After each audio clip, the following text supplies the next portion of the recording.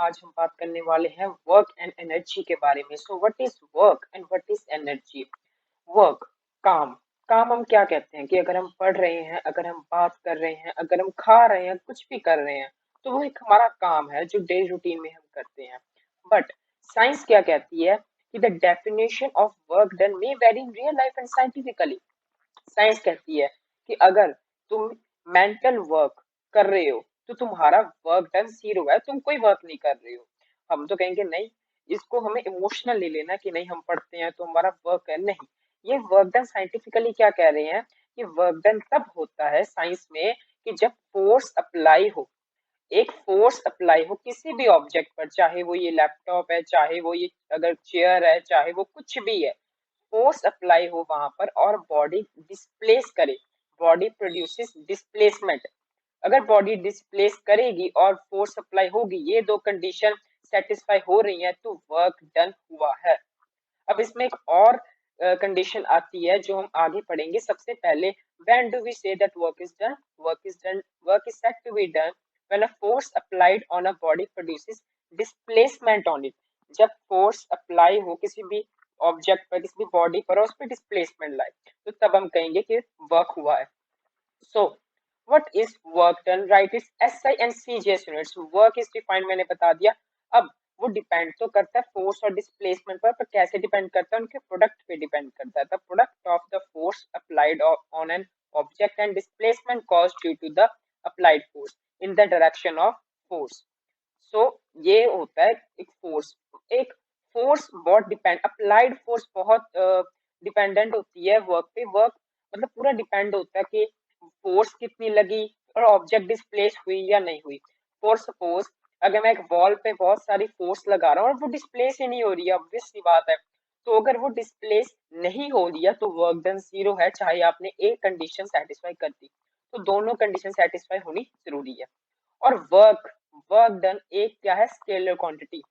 अब मैं आपसे क्वेश्चन पूछूंगा जो आपने मुझे कमेंट करके बताना है, और इसका जवाब मैं अगली वीडियो में दूंगा कि वर्क एक स्केलर क्वांटिटी क्यों है। By the way, scalar quantity वो होती हैं जो डायरेक्शन इंडिपेंडेंट होती हैं, जो जो डायरेक्शन पे डिपेंड नहीं करती, जो सिर्फ मैग्नीट्यूड पे डिपेंड करती हैं, तो वो होती है स्केलर क्वांटिटीज। तो वर्क एक स्केलर क्वांटिटी क्यों है? जबकि फोर्स और डिस्प्लेसमेंट दोनों ही वेक्टर क्वांटिटीज हैं, और इनका प्रोडक्ट भी एक वेक्टर ही होना चाहिए था, पर नहीं है, स्केलर है। क्यों है ये आप मुझे कमेंट करके बताएंगे अगर आपको पता है तो, नहीं तो मैं अगली वीडियो में बता ही दूंगा। अच्छा, अब जैसे हमने देखा, work is equal to force into displacement. आगे आगे है एसआई यूनिट। हम एसआई यूनिट की बात करते थे, तो एसआई यूनिट क्या है? अच्छा, वर्क क्या करते थे? फोर्स न्यूटन और डिस्प्लेसमेंट मीटर। तो न्यूटन मीटर। अब न्यूटन को हम लिख सकते हैं केजी मीटर पर सेकंड स्क्वायर, मीटर को मीटर वैसे लिख दिया, केजी मीटर स्क्वायर पर सेकंड स्क्वायर, ऐसा भी हम करके लिख सकते हैं। और ये हम बेसिकली जाउल लिखते हैं। क्यों जाउल लिखते हैं? बिकॉज ये साइंटिस्ट थे जिनकी रिस्पेक्ट में हमने इस यूनिट का नाम भी जाउल रख दिया, अदर नेम फॉर न्यूटन। वैसे अगर आपको कोई पूछे कि वर्क की जो ऐसा यूनिट न्यूटन मीटर है, तो आपने ट्रू लिखना है, वो न्यूटन मीटर ही है, उसको ही हम जाउल कहते हैं। अब सीजीएस यूनिट क्या है? सीजीएस यूनिट है इसकी अर्ग। सीजीएस यूनिट मतलब सेंटीमीटर ग्राम सेकंड, जो यहाँ पर लिखा हुआ है। अब इसमें ऐसे करके ऐसे हमें इसको खोलना है, उसके बाद अर्ग आ जाएगा इसकी सीजीएस यूनिट। ऐसा यूनिट क्या है इसकी? जाउल। तो आगे क्या पूछ रहे हैं? What is one joule work? So one joule work, एक जाउल वर्क कितना होता है? अगर हम कहें मुझे बताओ यार एक जाउल वर्क कितना, कम कैसे इमेजिन करो एक जाउल वर्क कितना होता है, तो मैंने कहा भाई एक जाउल वर्क इतना होता है कि अगर तुम अमाउंट ऑफ वर्क डन किसी भी ऑब्जेक्ट पे तुम वर्क कर रहे हो और वो 1 न्यूटन फोर्स से डिस्प्लेस हो गया, 1 न्यूटन फोर्स से वो डिस्प्लेस हो गया है, और 1 न्यूटन फोर्स से 1 मीटर डिस्प्लेस हो गया इन the direction of force applied, तब बोलेंगे। मतलब एक जॉल का, देखो ये सिंपली दोनों चीज पे डिपेंड करता था, इन न्यूटन पे, फोर्स पे और डिस्प्लेसमेंट पे। तो जब इतनी फोर्स लगेगी और इतना डिस्प्लेसमेंट होगा, तो हम कहेंगे इतना जाउल काम हुआ है। अब चाहे वो 1 newton, 2 newton, 3 newton, 3 metre, 4 metre, 5 metre, जितना मर्जी लो, पर इतनी फोर्स लगेगी, बॉडी इतनी डिस्प्लेस करेगी, और इन the direction of force applied, तो हम कहेंगे कि एक जाउल काम हुआ है या कितने जाउल काम हुआ है। अब drive the relation between SI and CGS unit of work. तो ये एक रिलेशन है इन दोनों के बीच में। जैसे हमें फोर्स का पता है 1 newton is equal to 10⁵ dyne, और 1 मीटर 100 सेंटीमीटर होता है, वैसे ही 1 न्यूटन मीटर हम इसे लिख सकते हैं। न्यूटन को हमने ऐसे ही डाइन में लिख दिया 10⁵, इसको सेंटीमीटर में लिख दिया। डाइन सेंटीमीटर में इसकी 10⁷ वैल्यू आ गई। तो डाइन सेंटीमीटर को हमने क्या कहा था, अर्घी कहा था। अगर ऊपर आपने ध्यान से देखा हो तो डाइन सेंटीमीटर को हमने अर्घी कहा है। तो ये इतने अर्घ आ गया। अब इतने अर्घ आ गया, अर्घ को ऐसे लिखेंगे तो -7 में चला जाएगा उधर। 1 kilo joule is equal to 1 KG is equal to 1000 joule. 1 kilo तो हमें पता ही है, 1 kilogram is equal to 1000 gram, वैसे ही 1 kilo joule is equal to 1000 joule. तो ये था इसकी यूनिट्स, जो बहुत ज्यादा इंपॉर्टेंट थी और ऑब्जेक्टिव के लिए बहुत ज्यादा इंपॉर्टेंट है। अभी right the factors on which amount of work depends. कौन से ऐसे फैक्टर्स हैं जिसपे अमाउंट ऑफ वर्क डिपेंड करता है। अमाउंट ऑफ वर्क पहले तो डिपेंड करता है is directly proportional to force applied on the body, कि कितनी फोर्स अप्लाई हो रही है बॉडी पे, जैसे मैंने बताया। उसके बाद डिस्प्लेसमेंट पे भी डिपेंड करता है, ये डायरेक्टली प्रोपोर्शनल है डिस्प्लेसमेंट पे भी। और उसके बाद work done also depends on angle between force and displacement. So ये एक एंगल पे भी डिपेंड करता है, जो मैंने आपको कहा था कि थर्ड थिंग मैं आपको आगे बताऊंगा वो यही, ठीक है, एंगल पे डिपेंड करता है। कॉस थीटा, ये कॉस थीटा 10th में आप पढ़ोगे, इस एंगल पे भी डिपेंड करता है फोर्स एंड डिस्प्लेसमेंट पे भी डिपेंड करता है, और एंगल पे भी डिपेंड करता है। जो इन दोनों एंगल कहाँ बन रहा है, फोर्स और डिस्प्लेसमेंट के बिटवीन जो एंगल बन रहा है। अभी work done bye a constant force, ये बहुत जरूरी है। क्यों? क्योंकि वर्क डन कांस्टेंट फोर्स से कितना वर्क डन, कांस्टेंट फोर्स क्या होती है, direction and magnitude of force do not change with respect to time और ड्यूरिंग डिस्प्लेसमेंट ऑफ बॉडी। ये क्या कह रहे हैं कि अगर डायरेक्शन ले लो, कोई भी डायरेक्शन, और कितना भी मैग्नीट्यूड फोर्स का ले लो, वो चेंज नहीं होता विद रिस्पेक्ट टू टाइम और ड्यूरिंग डिस्प्लेसमेंट ऑफ बॉडी।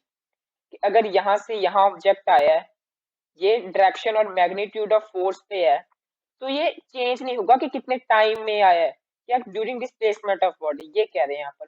और जैसे मैंने आपको बताया, force into displacement into cos theta, तो ये है वर्क का सही फॉर्मूला, जो आपको एनसीईआरटी बुक्स में नहीं मिलेगा, या शायद आप कहीं देख भी सकते हैं, पर ये मेन फॉर्मूला ही है। हम वर्क को एफ एस नहीं लिख सकते, हम वर्क को एफ एस कॉस थीटा ही लिखेंगे, क्योंकि cos theta very very important.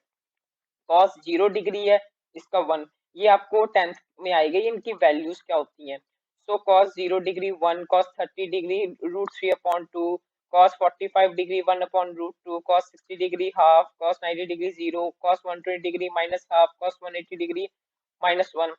सो ये एंगल बिटवीन किसके बिटवीन है आपको याद रखना है, angle between force and displacement, इसको थीटा कहते हैं, ठीक है। अब अभी हमने कहा कि फोर्स 2 न्यूटन लगी, ठीक है, डिस्प्लेसमेंट भी 5 मीटर, तो 5 इंटू 2 10। अब यहाँ पर कोई थीटा, हमें कोई एंगल कॉस थीटा 0 डिग्री दिया था, क्यों दिया नहीं था, लेकिन हमें पता है क्यों, क्योंकि देखो हमने क्या कहा, फोर्स भी इसी डायरेक्शन में, डिस्प्लेसमेंट भी इसी डायरेक्शन में, जब ये ओवरलैप ही कर गया तो थीटा क्या हुआ 0, और कॉस थीटा की वैल्यू क्या है 1, तो 1 कर देंगे तो वही आ जाएगा 10 जो। अगर मैं ये नहीं लिख रहा, ये cos थीटा मैंने छुपा दिया, तो इसका मतलब ये नहीं है कि cos theta include, cos theta हमेशा इंक्लूड होगा, चाहे तुम लिखो चाहे ना लिखो। आगे अब ये एनएस और एनटीएससी के लिए बहुत इंपॉर्टेंट है, कि अगर मैं एक मास लूं, उसको जैसे अगर 60 डिग्री, अब यहाँ पर मैंने एक एंगल डाल दिया cos 60 डिग्री, फोर्स डिस्प्लेसमेंट वही रहेगी, पर cos 60 डिग्री ये जो एंगल में फर्क, एंगल से इस जॉउल में फर्क पड़ेगा। ये 10 जॉउल था, ये 5 जॉउल हो गया है, क्योंकि 60 डिग्री ये एंगल पे फर्क पड़ रहा है, क्योंकि तीन चीजों पे डिपेंड करता है, फोर्स, डिस्प्लेसमेंट और एंगल। अब अब वर्क के कुछ टाइप्स भी हैं, कुछ नेचर ऑफ वर्क है, क्या, पॉजिटिव, नेगेटिव और जीरो वर्क। पॉजिटिव वर्क है, नेगेटिव वर्क है और जीरो वर्क है। सो पॉजिटिव वर्क क्या है?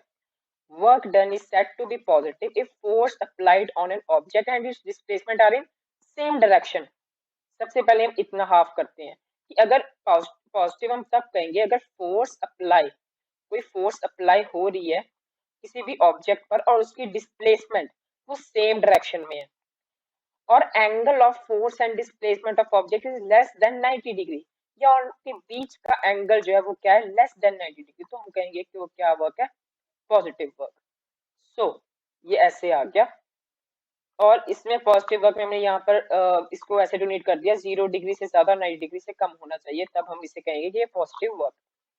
ठीक है, तो अभी एक एग्जांपल ली है, when a lawn mower is pushed by applying force along handle at an acute angle। so acute angle है तो क्या वर्क है, पॉजिटिव। ठीक है, और दूसरी हमने क्या एग्जांपल ली है, अच्छा पॉजिटिव वर्क है क्योंकि एंगल भी, और दूसरी चीज क्या है कि applying force along the handle उस सेम डायरेक्शन में जा रही है, अगर ऑपोजिट में जाती तो भी क्या था, नेगेटिव, पर ये सेम डायरेक्शन में जा रही है तो क्या है, positive. Ball is drop from height H, work done by gravity is positive, क्यों, क्योंकि सेम डायरेक्शन। अच्छा, आगे है नेगेटिव वर्क। आगे क्या है, नेगेटिव वर्क। नेगेटिव वर्क क्या होता है यार, जस्ट ऑपोजिट, कि अगर तुम्हारा जो एंगल है वो 90 डिग्री से ज्यादा, या दोनों जो है फोर्स और डिस्प्लेसमेंट वो अलग अलग डायरेक्शंस में है, ऑपोजिट डायरेक्शन में, तो हम कहेंगे कि वर्क डन क्या था, नेगेटिव था। सो ये हमने क्या कि work is equal to minus F into S. क्यों, देखिए हम कहते हैं नेगेटिव वर्क, यहाँ पर नेगेटिव क्यों आया, वर्क डन यहाँ पर नेगेटिव क्यों हुआ, क्योंकि देखो जब हम ये फोर्स दूसरी डायरेक्शन में होती है, फोर्स क्या होती है, M A mass into acceleration. अब एक्सेलरेशन फिर ऑपोजिट डायरेक्शन में होगी, एक्सेलरेशन ऑपोजिट डायरेक्शन में होगी तो माइनस आएगा, माइनस एफ आएगा, फिर माइनस एफ इंटू एस आएगा, तो वर्क डन भी ऑटोमेटिकली क्या हो जाएगी, नेगेटिव हो जाएगी। अच्छा, आगे हमें क्या देख रहे हैं कि if a ball is projected vertically upward, upward हमें बॉल को, अपवर्ड बॉल को छाला, और नीचे ग्रेविटी क्या फोर्स लगा रही है, एम जी, नीचे की तरफ, डायरेक्शन के क्या है, ऑपोजिट, तो ये क्या हो गया, minus F into H, minus M G H, work done negative में चला गया। तो ये बता रहे हैं, अब जीरो वर्क की बात आती है, वर्क डन जीरो कब होगा, by work done will be zero by force if, पहली कंडीशन जीरो हो जाती है, फोर्स जीरो हो जाती है, डिस्प्लेसमेंट जीरो हो जाती है, या एंगल 90 डिग्री हो जाता है। हम इसमें जीरो नहीं यूज करेंगे, जीरो इसमें cos जीरो की वैल्यू 1 होती है, cos 90 की वैल्यू जीरो होती है, तो हम यहाँ पर 90 लिखा है इसलिए। अच्छा, उसके आगे हमने ये कूली की एग्जांपल ली है, when a coolie carrying some load on his head moves on horizontal platform the work done by coolie is zero। कि अगर एक कूली है जो अपना सामान सिर पर लोड लेके चल रहा है और horizontal platform, the work done by coolie is zero, तो वर्क डन क्या होगा, जीरो होगा। The angle between weight on the coolie and displacement, जो ये एंगल बन रहा होगा वो क्या होगा, 90 डिग्री, तो इसलिए cos 90 डिग्री होगा और वैल्यू क्या आएगी, जीरो। अच्छा, आगे क्या बताया है कि एक दूसरी एग्जांपल है, when a man walk on the road the work done by the friction on man is positive but work done by frictional force on road is zero। क्यों जीरो होगी, रोड पे रोड मूव की, road move की, ये statement पढ़ो, work done bye frictional force on road, frictional force लग रही है, फोर्स लग रही है, ठीक है, डिस्प्लेसमेंट हुई, रोड डिस्प्लेस कर सकती है, नहीं भी कर सकती, तो because displacement of road is zero, तो वर्क डन क्या हो जाएगा, जीरो। अब when a man walk on the road the work done bye frictional force positive हो जाएगा, क्यों हो जाएगा, सेम डायरेक्शन पे एक्ट कर रहा है इसलिए हो जाएगा। अच्छा, आगे क्या कह रहे हैं ये, आगे हमने एक ऐसे ही कार की एग्जांपल ली है, कार ऐसे से यहाँ जा रही है, वो सेम डायरेक्शन पे जा रही है, तो ये क्या हो जाएगी, पॉजिटिव हो जाएगी। आगे क्या कह रहे हैं, अच्छा ये बहुत ही इंटरेस्टिंग एक क्वेश्चन होते हैं कि ये सैटेलाइट घूम रहे हैं या मून घूम रहे हैं, जब कोई सर्कल में चीज घूम रही है तो वो अलोंग द टेंजेंट हम कहते हैं एक्सेलरेशन होती है, तो वो 90 डिग्री बनाती है। ये जो 90 डिग्री इन्होंने बनाया, तो cos 90 डिग्री के कारण ये क्या हो जाएगी, इसकी वैल्यू जीरो हो जाएगी, तो work done by force of gravity on satellite moving around the earth is zero. ऐसी सेंट्रीपिटल फोर्स का है कि because direction of centripetal force कैसे एक्ट करेगी, यहाँ से, और ये क्या ऐसे एक्ट करेगा यहाँ से, तो वो 90 डिग्री बना रहे हैं, इन दोनों के बीच में 90 डिग्री का एंगल बन रहा है, cos 90 डिग्री बन रही है, तो ये क्या हो जाएगी अब 0, क्योंकि cos 90 डिग्री आ गई। सेम विद दिस केस, क्योंकि सर्कल में जा रहा है, सेंट्रीपिटल लगा रहा है, सेंट्रीपिटल में डिस्प्लेसमेंट ऐसे हो रही है, यहाँ पर ये टेंशन ऐसे। टेंशन क्या होती है कि अगर कोई भी अगर तुम किसी रोप, स्पेसिफिकली रोप पे लगती है, रोप पे तुम फोर्स लगा रहे हो, तो रोप बैक तुम पर फोर्स लगाती है, उसको हम टेंशन फोर्स कहते हैं। अच्छा, तो फोर्स वो क्या होगी, परपेंडिकुलर होगी to the direction of the motion of the stone. The work done required to stop a car of mass दिया हुआ है, मूविंग एट अ वेलोसिटी दी हुई है। अब स्टॉप लिखा है तो v मान लो 0, u क्या होगा, इनिशियल वेलोसिटी 20 मीटर पर सेकंड, और मास क्या दिया हुआ है 1000 kg। तो by the third equation v square is equal to u square plus 2as, हम इसके as की वैल्यू निकाल सकते हैं। अच्छा, as की वैल्यू -200 निकल गई। उसके बाद वर्क डन, जो वर्क डन है फोर्स इन डिस्प्लेसमेंट होता है, हमने अभी पढ़ा, मास ma ये ऐसे बन जाएगा, क्योंकि फोर्स ma होता है तो और ये s होता है, as की हमने वैल्यू निकाल दी -200, मास हमने दिया था 1000 kg, तो by putting the values we got this value, this work. A truck weighing 5,000 kg and traveling 40 meter per second stops after covering a distance of 100 meter retarding uniformly. What is the force exerted on it by brake? What is work done by the force? सबसे पहले हमें देखना है कि इनका पहले मास क्या है। सबसे पहले जो चीजें गिवन है वो लिख दो। कहते हैं वेट क्या है, इतना, ठीक है। ट्रैवलिंग u क्या है, इतना। अब स्टॉप कर गया, v क्या हो गया 0। Covering a distance of s क्या हो गया 100 मीटर। रिटार्डिंग यूनिफॉर्मली, अब रिटार्डिंग से हमें पता लग गया एक्सेलरेशन क्या जा रही है नेगेटिव में। व्हाट इज द फोर्स, अभी फोर्स निकालना बहुत इजी हो गया, वही चीज हम करेंगे। इसमें हमें s दिया हुआ है, s हमें पता है 100 मीटर है, मतलब डिस्टेंस डिस्प्लेसमेंट में पता है 100 मीटर है, तो हम सीधा a निकाला, एक्सेलरेशन निकाल लेंगे। अब फोर्स हमें पता है, फोर्स क्या होता है MAS या FS कह सकते हैं, MAS कह सकते हैं।